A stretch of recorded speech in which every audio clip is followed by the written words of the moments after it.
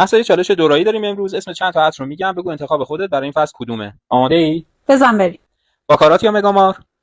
جفتشون تکراری هم، ولی باکارات چون برای این فصل بهتره. خب باکارات یا یارا؟ یارا چون عطر دلنشین‌تر و ترندتریه. یارا یا بلکوپیوم؟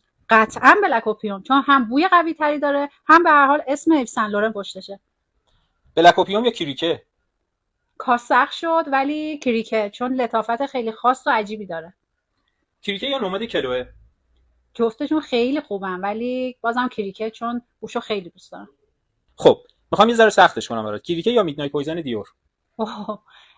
با تمام علاقه که به کریکه دارم، ولی میدنایت پویزن دیور چون یه عطر با اصالت و خاصه و خط بویی که داره توی هر جمعی تو رو از بقیه جدا میکنه. تو هم اگه دنبال یه عطر خاصی یا دوست داری تو هر جمعی که میری اسم عطرتو بپرسن، میدنایت پویزن دیور بزن.